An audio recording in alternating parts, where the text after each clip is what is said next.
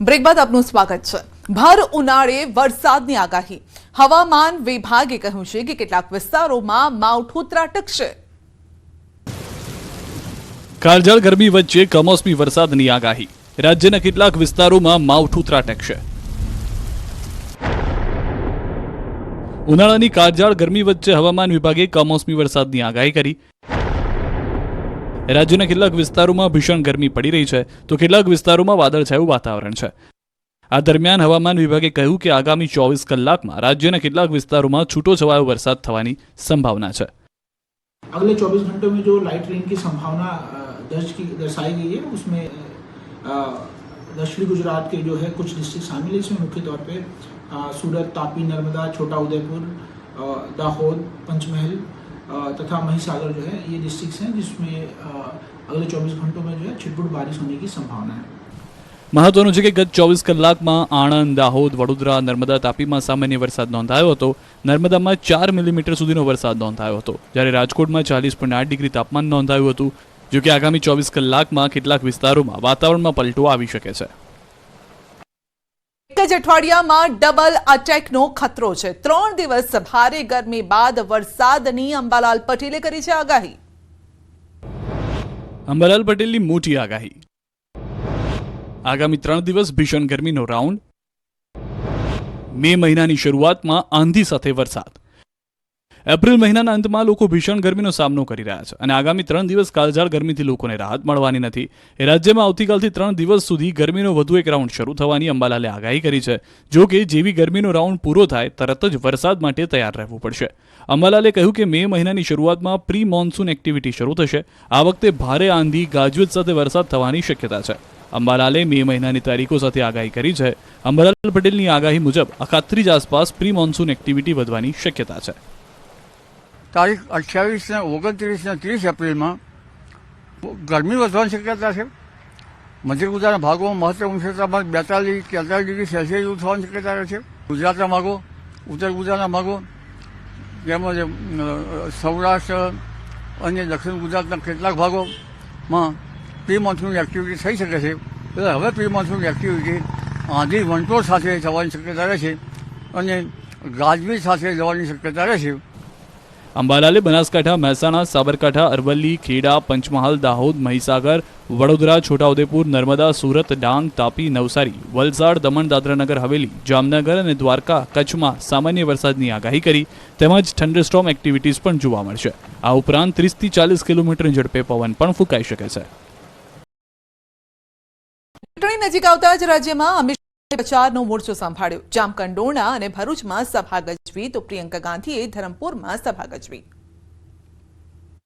કેન્દ્રીય ગૃહમંત્રી અને ગાંધીનગર બેઠકના ઉમેદવાર અમિત શાહ આજે પોરબંદર લોકસભા બેઠકમાં આવતા જામકંડોરણામાં ઝંઝાવતી પ્રચાર કર્યો હતો। અહીં તેમણે જનસભા સંબોધીને વિરોધીઓ પર વાકબાણ ચલાવ્યા। 370ની કલમ સહિતના મુદ્દે તેમણે કોંગ્રેસ અને રાહુલ ગાંધી પર આકરા પ્રહાર કર્યા। જામકંડોરણાથી અમિત શાહે પોતાના ભાષણની શરૂઆતમાં જ નરેન્દ્ર મોદીને ત્રીજી વાર વડાપ્રધાન બનવાનું વચન લોકો પાસે માંગ્યું હતું।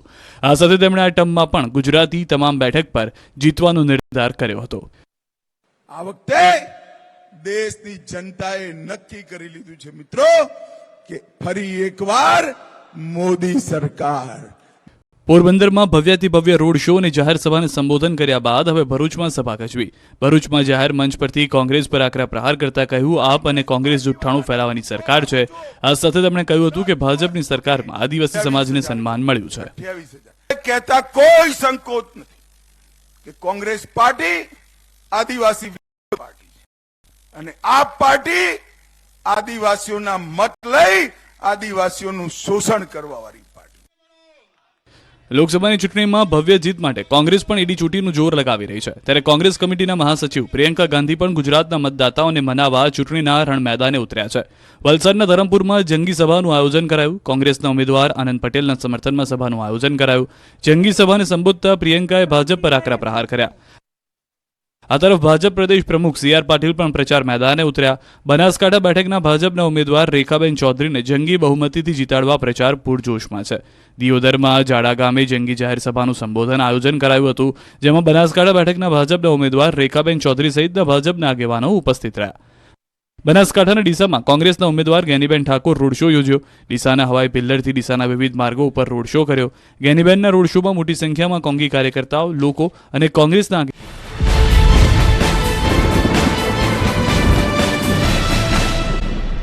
લોકસભા ચૂંટણી જીતીને સંસદ સુધી પહોંચ્યા હતા.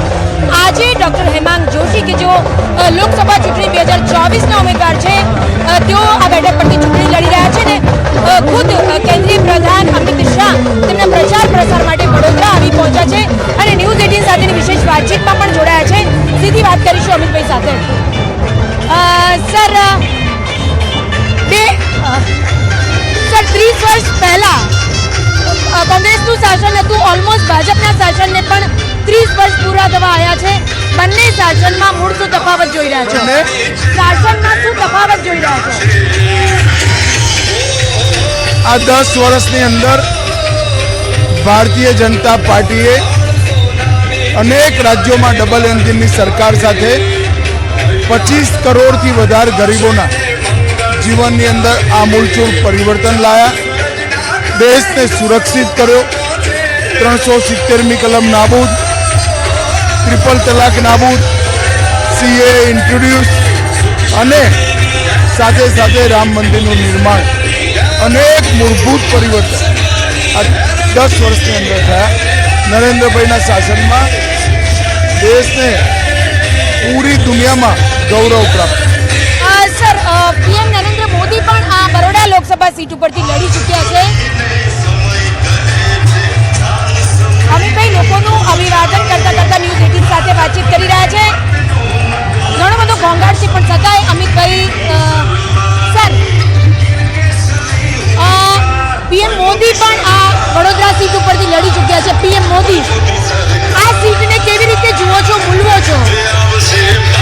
બરોડા ભારતીય જનતા પાર્ટીનો ઘર છે. આ વખતે પણ અમારા ઉમેદવાર ડોક્ટર સાહેબ પ્રચંડ બહુમતી. સર, સુરત સીટ પહેલી વખત બિનહરીફ વિજેતા થઈ છે. સર, સુરત સીટ દેશમાં પહેલી વખત બિનહરીફ વિજેતા થઈ છે. ત્યારે કાર્યકર્તાઓના જોશમાં કેવો તફાવત જુઓ છો? અમારા માટે તો ખૂબ સુંદર શરૂઆત છે ને બાકીની 25 સીટો પણ અમે પ્રચંડ બહુમત. સર, ઘણા બધા યુવાઓ એવા છે કે જે આપને રોલ મોડેલ માને છે. ઘણા બધા યુવાઓ છે જે આપને રોલ મોડેલ માને છે. એવા યુવાઓ માટે શું સંદેશ રાજકારણમાં આગળ આવવા માટે? દેશના બધા જ કાર્યકર્તાઓ મોદીજીને રોલ મોડેલ માની નાખે. સર, 1994 સર, અમારી સાથે વાત કરવા માટે આભાર. તો આ હતા કેન્દ્રીય ગૃહપ્રધાન અમિત શાહ કે જેઓ ડોક્ટર હેમાંગ જોશીના પ્રચાર પ્રસાર અર્થે વડોદરામાં જોડાયા છે. તેમનું કહેવું છે કે મોદી જ તમામ માટે રોલ મોડેલ છે, તેમના સિવાય અન્ય કોઈ રોલ મોડેલ ન હોઈ શકે અને વડોદરાની જનતા નહીં, સમગ્ર દેશની જનતા માત્ર પીએમ નરેન્દ્ર મોદીના નામે જ ભાજપને વોટ આપશે. કેમેરા પર્સન શૈણિક મહેતા સાથે ગીતા મહેતા, ન્યૂઝ 18 ગુજરાતી, વડોદરા.